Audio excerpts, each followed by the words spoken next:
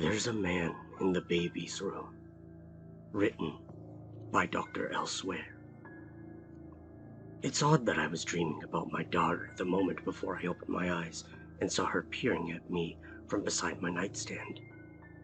In the inky darkness of my bedroom, I could just make out her 6-year-old outline. Her hands threaded together at her waist, fulfilling her dubious mien when disturbing someone of authority. Chubby cheeks that always pulled her lips into a smirk. That curly blonde hair she got from her mother, who was delicately snoring beside me. I was groggy and no sunlight had penetrated the windows yet, so I knew it was the middle of the night. Lucy? Daddy, there's a man in the baby's room. Such sinister words from the sweetest voice. In a flash, I ripped the covers from my body, waking my wife in the process. I then raced down the hallway, past the pictures hung on the wall, and into the bedroom on the end. With a simple flick of a switch, I was exposed to my 2-month-old son's room.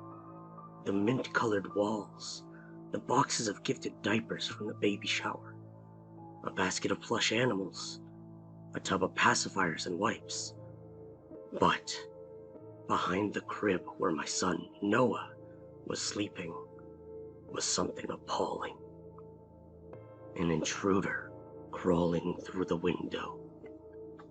The intruder craned his neck when the light blasted on and alerted him of my presence. It was then when I noticed the knife. The man was large, with greasy long hair and an unkempt beard. He reeked of body odor and that sour, putrid smell of vaporized drugs.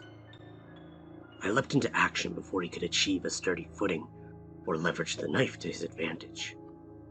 I skirted the crib where my son still slept and removed a heavy bookend from the bookcase. Then, as unsupported baby books tumbled off the shelf, I bludgeoned the intruder in the arms as he flailed and teetered on the windowsill. After the intruder took several missed swipes with the knife, my aim became focused on his head. After my weapon made contact with the skull a few times, he withdrew into the backyard, lumbering awkwardly around our flower bed before hobbling over our fence and disappearing into the dark street. I picked up Noah, who thankfully was still sleeping and therefore was oblivious to the entire situation. I held him firmly against my chest. What's going on? Why is the window open? I heard my wife ask behind me as she came into Noah's room.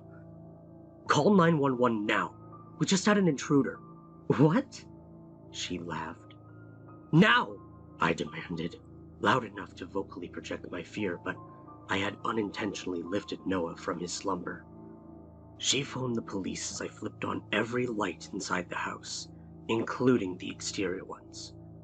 I cruised through the rooms with Noah on my hip, doing my best to calm him.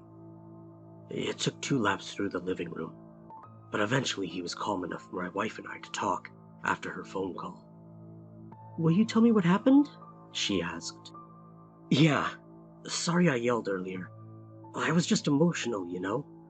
It's okay. Now tell me what happened. Somebody was trying to break into the house through Noah's room. I forgot to lock the window after we painted his room. Remember? We opened it for ventilation. I'm so sorry, honey.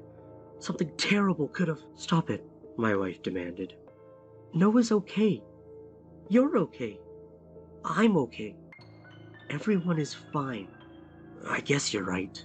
Police are on their way. They'll find the guy. He won't be hard to pick out of a lineup. Some drug-addled thief looking for an easy score. What made you wake up? Was Noah crying? I paused for a moment to consider an answer, then looked at my curious-eyed son. Yeah, Noah's crying woke me. I feel terrible. I slept right through his crying fit. Don't worry.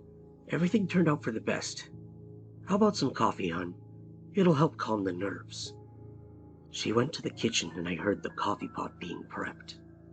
I took Noah to the hallway and propped his body up on my side, so he was eye level with the photographs that lined the hallway. I showed my son a picture of a 6-year-old girl with blonde curls that flanked a grin between chubby cheeks. That's Lucy, Noah. She's your big sister. Noah, with his tiny, stumpy fingers, reached out and planted a palm on the frame. I always knew she would be a great sister. She died before you were born, Noah. Your mother and I miss her every day. But it's good to know she's still looking out for her little brother.